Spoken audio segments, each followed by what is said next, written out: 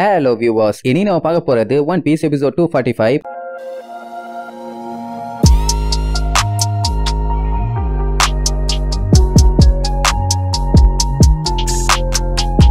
Open பண்ணா ஒரு வழியா கட்ட கடைசியில ஐஸ்பர்க காப்பாத்த நம்மளுக்கு போன எபிசோடு முக்கி சிவரெல்லாம் உடச்சிட்டு உள்ள வந்தாயிலே. அந்த டைம் ஐஸ்பர்க் பவுலிய பார்த்து ஏன்டா நீ ஓடல, ஏன் ஓடல, நான் எடுத்துக்கிட்டு இங்க இருந்து உன்னைய தப்பிச்சுதானே ஓட சொன்னேன், ஏன் இங்க வந்தேன்னு கேப்பான். எங்கத்த ஓடுறது, அவனத்தான் வளைச்சு வச்சு செஞ்சுட்டானே. சரி என்னையா நடக்குதுங்க, என்ன நடக்குதுங்கன்னு அசந்து போய் கேப்பான். இவனுக்கு நிக்கிற போஸ் மொழியெல்லாம் பார்க்கும் போதே நல்லா தெரியுது இவங்க தான் ஐஸ்பர்க கொல்ல ட்ரை பண்ண கல்பிரிட்ஸ்.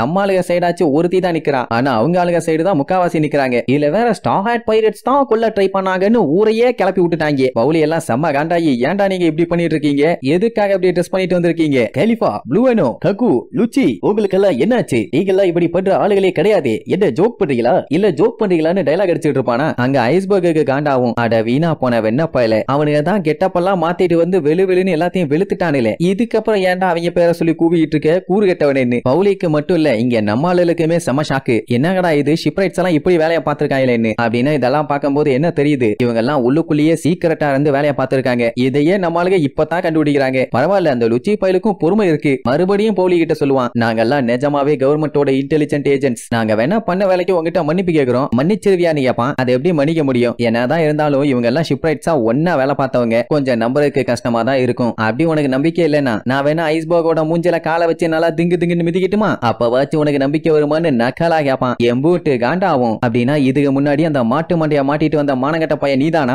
என்ன ஓ வாய்ஸும் அதுவும் ஒரே மாதிரி இருந்துச்சேமா. பரவாயில்ல, பவுலியும் அடுத்தடுத்து டீகோட் பண்ணிட்டே வர்றான். அப்படியே உள்ளுக்குள்ள வெறியாவும். அவனை மொத்தமா ஏமாத்திட்டானுல்ல, எப்பரா நீ இப்படி ஒரு துரோகத்தை பண்ணலான்னு வேகமா அட்டாக் பண்ண போவானா. ஐஸ்பர்க்கு நல்லா தெரியும் இவன் தனியா போனானா சம்பவம் பண்ணி விட்டுருவானுன்னு. அதனால வேணாண்டா பவுலி வேணான்னு எவ்வளவோ சொல்லி பாப்பான். எங்க கேட்டா தானே இன்னைக்கு இவனுங்களை செய்யாம விட மாட்டேன்னு குட்டுன்னு போய் கைத்தெல்லாம் வச்சு கண்டமேனிக்கு அட்டாக் பண்ணுவான். அதுவும் நார்மல் கயிறு இல்ல, அந்த கைத்துல ஏகப்பட்ட கத்தி கனெக்ட் ஆயிருக்கும். ஆனா அந்த லுச்சி எல்லாத்துலயுமே கேஷுவலா சட்டுன்னு எஸ்கேப் ஆகி போவான். அவன் மூவ் பண்ற வேகத்தை பவுலியால பார்க்க கூட முடியல. அப்படி வந்த வேகத்துல ஒரு விரலை வச்சு நெஞ்சிலேயே ஒரு குத்து. எப்படி ஒரு விரலு, ஏண்டா எவ்வளவு சொன்னாலும் திறந்தவே மாட்டியாடா பவுலி, உனக்கெல்லாம் 4 போட்டு போட்டாதான் சரியா இருக்கும்னு சொல்லுவான். பவுலியால நிக்க முடியல, அப்படியே தள்ளாடுவான். ஆல்ரெடி அவன் பாடியில ஏகப்பட்ட புல்லட்ஸ் இறக்கி வச்சிருந்தாங்க. இப்ப ஏதோ வெறியில சண்டைக்கு வந்துட்டான். ஆனா அவன் பாடி கோஆபரேட் பண்ணும்ல, முடியாம அங்கேயே மண்டி போட்டு பயங்கரமா மூச்சு வாங்குவான். என்னதான் அவன் எதிர்த்து சண்டை போட்டாலும் இவனுகிட்ட ஒன்னும் வேலைக்காகாது. ஏன்னா நார்மல் மனுஷங்களை விட இவனோட எபிலிட்டிஸ் பயங்கர பவர்ஃபுல்லா இருக்கு. பல வருஷமா ட்ரைனிங் எடுத்து இந்த டெக்னிக்ஸ் எல்லாத்தையும் கத்துக்கிட்டானுலாமா. இதுக்கு பேரு தான் 6 பவர்ஸ், மனுஷனோட பாடிய வெப்பனா மாத்துறது. இத மட்டும் மாஸ்டர் பண்ணிட்டாங்கன்னா ஒரு ஆளு 100 ஆளோட பலத்துக்கு சமம். இப்படி அவன் என்னதான் நான் ஒரு வில்லன்னு சொன்னாலும் நம்ம பவுலியால ஏத்துக்க முடியல. ஏன்னா இவன் தப்பு பண்ணும் போதெல்லாம் இவன் கூடவே இருந்து அதை பண்ணாத இதை பண்ணாதன்னு ஒரு ஃப்ரெண்டா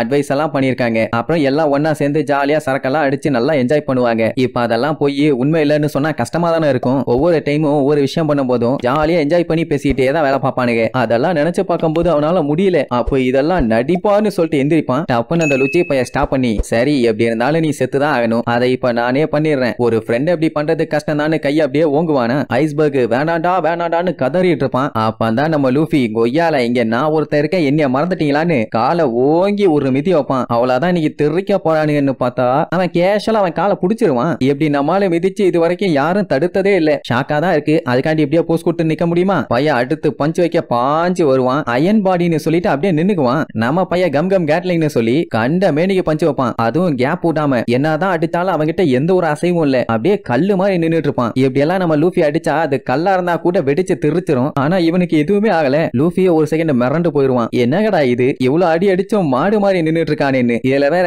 என்ன தம்பி அடிச்சியான்னு வேற கேப்பான். டப்புன்னு காணாம போயிருவானா. ஆமா எங்க போனான்னு பாத்துக்கிட்டு இருக்கும் போது இங்க வருவான் அங்க வருவான். டப்புன்னு பார்த்தா கழுத்துல வந்து ஒத்த விரல வச்சு ஒரே அடி. இதுதான் ஃபிங்கர் பிஸ்டல் அடியாமா. எல்லாம் பார்த்துட்டு மிரண்டுருவாங்க. கொக்கா மக்கா இவ்வளவு வேகமான்னு. அப்படி அவன் ஒரு விரல வச்சு அடிச்சதுக்கு லூஃபி கண்ணா பின்னான்னு பல்ட்டி அடிச்சு வந்து விழுவான். ஐயோ தொண்டையில குத்திட்டானேன்னு சொல்லி இருமிட்டு இருப்பானா. அவனுக்கு அங்க ஷாக்கு. என்னன்னா நார்மல் மனுஷனா இருந்தானா அவன் விரல வச்சு குத்துனதுக்கு நேரத்துக்கு அவன் தொண்டையில ஓட்டையே விழுந்திருக்கணும். ஆனா நம்ம பையதான் ரப்பர் ஆச்சே, அதனாலதான் அவன் பாடியில ஓட்ட விழுகல. கொக்கா மக்கா தப்புஸ்டானேன்னு சொல்லிட்டு கொலவெறியோட லுக்கு விட்டுட்டு இருப்பானா. லூஃபி என்ன பண்ணுவான், டப்புன்னு அவன் கையை நீட்டி பவுலிய மட்டும் சேஃப்டி அந்த பக்கம் தூக்கிடுவான். ஏன்னா இவனையே இந்த அடி அடிக்கிறான். அப்ப அவன் எல்லாம் சாதாரண ஆளு என்ன ஆகும், கொல்ல வேற ட்ரை ட்ரை பண்றானுங்க. விடுவானா லூஃபி? இவங்க எல்லாத்தையுமே ஒரு சூப்பரான ஃப்ரெண்ட்ஸ் தான் நினைச்சிட்டு இருந்தாங்க. ஃப்ரெண்டு தான், ஆனா பவுலி கூட மட்டும் இல்ல. அவன் என்ன சொல்லுவா, இதுக்கு முன்னாடி வரைக்கும் நாங்க நல்ல ஃப்ரெண்ட்ஸா தான் இருந்தோம், ஆனா இந்த மிஷன் எப்போ ஸ்டார்ட் ஆச்சோ அதோட எல்லாம் ஸ்டாப் ஆயிருச்சும்பா. உடனே லூஃபிக்கு செம்ம காண்டாயி, அப்படின்னா நீங்க எல்லாம் துரோகிங்க. ஐஸ்பர்கையும் பவுலியும் எவெல்லாம் கொல்ல ட்ரை பண்ணானோ அவங்க எல்லாத்தையுமே பொல்லந்து கட்டாம விட மாட்டேன்னு கெத்தா சொல்லுவானா.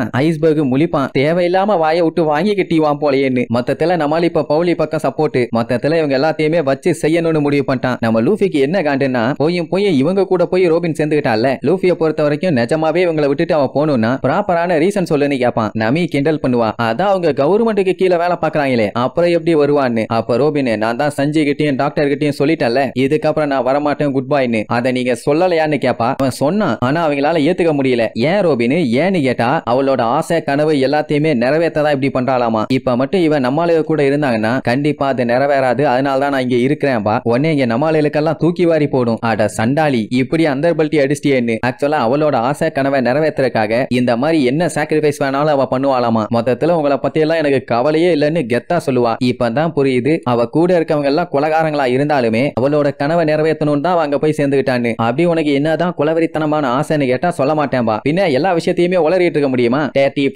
ஐஸ்பர்க் ரோபினை மட்டும் கூப்பிட்டு கத்திட்டு கிடப்பான். உனக்கு என்ன புத்தி கெட்டு போச்சா நிக்கோ ரோபின்? நீ என்ன பண்ற ஏது பண்றேன்னு உனக்கு தெரியலையா? கொஞ்சம் யோசிச்சு பாரு. தப்புக்கு மேல தப்பு பண்றேன்பா. இத சொல்ல உனக்கு என்னடா தகுதி இருக்கு? வாய மூறா விளக்க நென்னு டப்புன்னு கையை கால எல்லாத்தையும் பிடிச்சு லாக் பண்ணிடுவா. உடனே இவங்க எல்லாம் பார்த்துட்டு ஷாக் ஆயிருவாங்க. ஐயோ ஐஸ்பர்க்னு அவ்வளவு சாஃப்டான நிக்கோ ரோபின் இவ்வளவு கொடூரமா மாறுவான்னு இவங்க யாருமே எதிர்பார்க்கவே இல்ல. மொத்தத்துல என் வழியில நான் யாரையுமே குறுக்க விட மாட்டேன்னு அவ கொலவெறித்தனமா சொல்றதோட நம்ம ரோபின் என்னோட ஆசை கனவு எல்லாம் நிறைவேறணும்னா நான் யாரையும் குறுக்க விட மாட்டேன்னு கொலவெறியோட சொல்றா. அவங்க ஐஸ்பர்க் வலி தாங்க முடியாம கதறிட்டு கிடப்பான். நம்ம டீம் மெம்பர்ஸால சுத்தமா ஏத்துக்க முடியல ரோபினா இப்படி பேசுறான்னு. ஏன்னா இப்ப அவ பண்றதையும் பேசுறதையும் கேட்கும் போது டோட்டலாவே வேற ஒரு ஆளா நின்னுட்டு இருக்கா. நம்ம ஆளுங்க எப்பவுமே அவள ஒரு ஃப்ரெண்டா தான் பாத்துக்கிட்டு இருக்காங்க. அவ ஒரு எனிமி மாதிரி பண்றதை நம்ம ஆளுகளால ஏத்துக்க முடியல. இப்படியே மாத்தி மாத்தி பாச போராட்டத்துல விளையாண்டுட்டு இருந்தாங்கன்னா கூட இருக்க இந்த நூடுல்ஸ் மண்டை என்ன சும்மாவா இருப்பான்? என்னங்கடா என்ன மாத்தி மாத்தி சென்டிமெண்டா பேசி என்ன காமெடி பண்றீங்களா? எங்களுக்கு ஏகப்பட்ட வேலை இருக்கு. முக்கியமான ஒருத்தனை கண்டுபிடிக்கணும். உங்க கூட எங்களுக்கு எந்த ஒரு பஞ்சாயத்தும் இல்ல. அதனால பேசாம இங்க இருந்து ஓடிடுங்க அம்மா. ஓடுங்கன்னு சொன்னா மட்டும் ஓடுற ஆளுகளா நம்ம ஆளுங்க. கேலிஃபா கிட்ட இன்னும் எவ்வளவு டைம் இருக்குன்னு சொல்லி கேட்டா 2 நிமிஷம் தான். அப்படி என்ன பண்ண போறாங்கன்னு நம்மால முழிப்பான். அதுக்கப்புறம் தான் மேட்டர் சொல்லுவான். இந்த பில்டிங்கே இன்னும் 2 நிமிஷத்துல மொத்தமா தீ பிடிச்சி எரிய போதாமா. அட பாவி சண்டாலான்னு ஷாக் ஆயிருவாங்க. எதுக்கு தீய வச்சு எரிக்கிறானுங்கன்னு பார்த்தா இந்த லூசு பயலுக எப்பவுமே எதுலயுமே எவிடன்ஸ் விட்டுட்டு போக கூடாது. அதனாலதான் CP9 ஒன்னு இருக்குன்னு யாருக்கும் தெரியாது. இப்ப நம்ம ஆளுகளும் எரிஞ்சு சாகாம இருக்கணும்னா எவ்வளவுக்கு எவ்வளவு சீக்கிரமா இந்த பில்டிங்கை விட்டு எஸ்கேப் ஆக முடியுமோ அவ்வளவுக்கு எவ்வளவு வேகமா விழுந்தடிச்சு ஓடணும். எப்படியே வெட்டியா பேசிட்டு இருந்தாங்கன்னா கண்டிப்பா உங்களுக்கு சாவு கன்ஃபார்ம்னு சொல்லி சாவு மணி அடிச்சிருவான். இன்கேஸ் அப்படி போலனாலும் பரவாயில்லன்னு 3 பேர் சண்டைக்கு வந்து நிப்பாங்க. சண்டையில மண்டைய உடைக்கிறதாண்டா எங்க வழக்கம். எங்க கிட்டே வந்து சண்டை போறத பத்தி கிளாஸ் எடுக்கிறியா? மொத்தத்துல நம்ம ஆளுல காலி பண்ண பிளான் பண்ணிட்டாங்கன்னு தெளிவா தெரிஞ்சு போச்சு. இப்ப நிக்கோ ரோபினும் அவங்க சைடு இருக்கா. சோ ரோபினை விட்டுலாமா வேண்டாமான்னு லூஃபி கிட்ட கேட்பான். என்ன அவன் தானே கேப்டன், அவன் தானே முடிவெடுக்கணும். எல்லாத்துக்குமே பயங்கர ஆர்வம் பையன் என்ன சொல்ல போறான்னு. அவன் யோசிக்கலாம் மாட்டான். என்னால முடியாதுன்னு கத்திடுவான். அதுக்கேண்டா இப்படி கத்துற பேப்பையில எப்படின்னு கொஞ்ச நேரத்துல சில பல ரூம்ஸ் எல்லாம் கண்டமேனி தீ பிடிச்சி எரிய போகுது. எப்படி இருந்தாலுமே மக்கள் பைரட்ஸை தான் கல்பிரிட்டுன்னு சொல்ல போறாங்க. அதனால இவனுக்கு எந்த ஒரு பஞ்சாயத்தும் இல்ல. இத சொன்ன உடனே நமி காண்டாகி வண்ட வண்டியா திட்டுவா. அட வெக்கம் கட்டவங்களா, இதுக்கு எதுக்குடா வெள்ளையும் சொல்லியமா தெரியணும்? நீங்க பண்ண தப்ப எங்க மேல போறீங்களே இதுலயே தெரிய வேண்டாம் நீங்க எவ்வளவு கேடுகட்ட காவாலி பயலுகன்னு. போகடா பொசாகட்ட பயலுகளாம்பா. இப்ப நம்ம என்னதான் சொன்னாலும் இவங்களதான் இப்ப வெளியில கிரிமினல்ஸா பேசிட்டு இருக்காங்க. அதனால எங்களுக்கு எந்த கவலையும் இல்லன்னு சொல்லிடுவானுங்க. அப்படியே டைமும் போயிட்டே இருக்குது. ரோபின் என் வேலை முடிஞ்சு நான் கிளம்புறேன்பா. நல்லது போயிட்டு வான்னு சொல்லி அனுப்பி விடுவான். ஆனா லூஃபி விடுறதா இல்ல. நான் உன்னை விட மாட்டேன், ஒழுங்கா எங்க கூட வந்து சேர்ந்துருமா. அவ எங்க கேப்பா, அவ பாட்டுக்கு போவா. ஐஸ்பர்க் முடியாத நிலைமையில கூட ரோபினை போகாத நெல்லு நெல்லுமா. ஆனா அவ பாட்டுக்கு கண்டுக்காம போய்கிட்டே இருப்பாளா. உடனே லூஃபி உன்னை கஷ்டப்பட்டு கண்டுபிடிச்சிருக்கோம், என்ன போய்கிட்டே இருக்கேன்னு சொல்லிட்டு அவளை புடிக்கிறக்காண்டி வேகமா ஓடுவான். போனவன் முன்னாடி நின்னுட்டு இருக்க மலமாட்டுக்கிட்ட இருந்து தப்பிச்சு போனா பரவாயில்ல. அவனை அடிச்சு போட்டு தான் போவேன்ட்டு மண்டையோட ஒரு மிதிய வைப்பானா. அவன் பாடியில ஒரு சின்ன கீரல் கூட விழுந்திருக்காது. லூஃபியே கதறுவான். ஏன்டா உங்க பாடி எல்லாம் இவ்வளவு ஹார்டா இருக்கு, சோத்து முட்டைகளா? அப்படி என்னத்தை தாண்டா திங்கிறீங்கன்னு. ஆக்சுவலா அவனுங்க பாடி பயங்கரமா ட்ரெயின் ஆனதாமா. சொல்ல போனா அவங்க பாடியை இரும்பு அளவுக்கு ஸ்ட்ராங் ஆக்க முடியும். உடனே லூஃபி சம காண்டாயி கொய்யால நீ உன்னை ஒரு கை பாத்துறான்னு சும்மா சக்க சக்க சக்க சக்க சக்க சக்கன்னு எக்கச்சக்க பஞ்சு பண்ணா. மிதிக்கும் போது அயனா மாத்திக்கிட்டான். Escape ஆறதுக்காக paper ஆட்டும்பா. பாடி அப்படியே காத்துல சலு சலு சலு சலுன்னு ஈஸியா எஸ்கேப் ஆகும். அதாவது லூஃபி குத்துற ஒரு பஞ்சு கூட அவன் மேல விழாது. அவனோட பஞ்சை பாக்குறதே பெரிய விஷயம். ஆனா அதுல இருந்து அவன் எவ்வளவு கேஷுவலா எஸ்கேப் ஆறான். எல்லாருமே ஒரு செகண்ட் வாய பொளந்துருவாங்க. இங்க ரோபின் அவ பாட்டுக்கு போயிட்டு இருப்பாளா. இவன் கூட சண்டை போட்டுட்டு இருந்தா அவ போயிருவா போலயேன்னு நிக்க சொல்லுவான். ஆனா இவன் வழியில வந்து நின்னுக்குவான். இப்படியே விட்டா வேலைக்கு ஆகாது, இவனை பொளந்துற வேண்டியதான்னு கம் கம் பிஸ்டல்னு சொல்லி கைய பக்கத்து ஊர் வரைக்கும் இழுத்து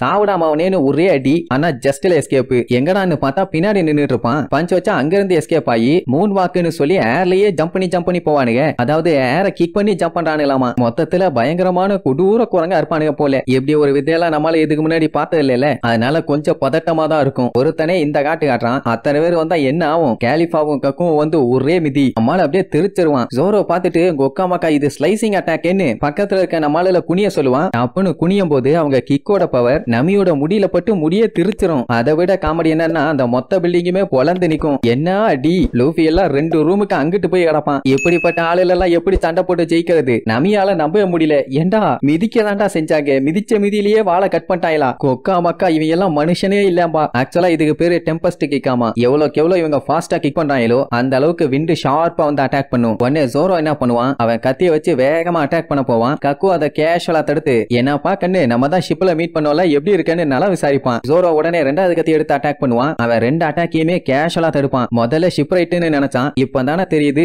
இவன் எவ்வளவு பெரிய வில்ல பையன்னு. அப்ப கப்பலை பத்தி சொன்னதெல்லாம் பொய்யாடான்னு கேட்டா நான் சீரியஸா தான் உன் கப்பலை செக் பண்ணேன்னு நக்கல் பண்ணுவான். ஜோரோக்கெல்லாம் கொலை காண்டாயிரும். சோ வெறியோட அட்டாக் பண்ணுவான். 2 பேரும் மாத்தி மாத்தி கத்திய வச்சு வேற லெவல்ல சண்டை போட்டுட்டு இருப்பானுங்க. இவனுக்கு போற சண்டைக்கு அந்த இடத்துல சூறாவளியே உருவாயிரும் போல. அப்ப லூஃபி நம்ம ரோபின் நேரா போய் அந்த ஜன்னலை திறக்கிறத பாப்பான். உடனே நில்லு போகாத நம்ம இன்னும் பேச வேண்டி இருக்கும்பா. ஆனா அவன் நான் இனி உங்களை பார்க்க போறதே இல்லம்பா. உடனே அம்பட்டு செம்ம ஷாக் ஆகும். ஜோரோ எல்லாம் அவனோட கத்திய வெட்டி வீசிடுவான். அப்படின்னா எந்த அளவுக்கு வெறியா இருக்கான். ரோபினை விடாதீங்க புடிங்கன்னு சொல்லி கத்துவானா. உடனே லூஃபி அங்க அடிச்சு புடிச்சு ஓடிட்டு இருப்பான். இங்க அந்த கக்கு பைய ஜோரோவை கூப்பிட்டு தம்பி சண்டையப்ப எப்பவுமே கண்ணு இங்கதான் இருக்கணும், கண்ட இடத்துக்கெல்லாம் போக கூடாதுன்னு சொல்லி ஒத்த வேலை யூஸ் பண்ணி சக்கு சக்கு சக்கு சக்குன்னு பாடியில ஒரு 3 குத்து. இதுதான் ஃபிங்கர் பிஸ்டல் அட்டாக். அப்படியே முடியாம போத்துன்னு விழுவான். இவனுக்கெல்லாம் ஷூட் பண்றதுக்கு கன் எல்லாம் தேவையில்லை, ஒரே ஒரு விரல் போதும். அதை வச்சே மனுஷங்களோட பாடியை கண்டுமினிக்கு ஓட்ட போட்டு விட்டுருவாங்க. Very very dangerous bellows. இங்க லூஃபி ரோபினை பிடிக்க போனால, ஆனா அந்த லூச்சி பைய விடல. நம்ம லூஃபியோட மூஞ்ச பிடிச்சா அப்படியே லாக் பண்ணிடுவான். நம்ம பையலும் அவன் மூஞ்சா அடிச்சு பாப்பான். ஒண்ணு வேலைக்காகல. என்ன இவ்வளவு ஈஸியா பிடிச்சிட்டான்னு நம்ம இங்க வாய பாத்துட்டு பாப்பான். இவங்களால என்னதான் பண்ண முடியும்? அவனுக்கு மான்ஸ்டருக்கே மான்ஸ்டரா இருக்கானுங்க. லூச்சி ரோபினை பார்த்து நீ கிளம்பு இங்க நிக்காதேம்மா. ஆனா அவ அப்படியே யோசிச்சுக்கிட்டே நின்னவ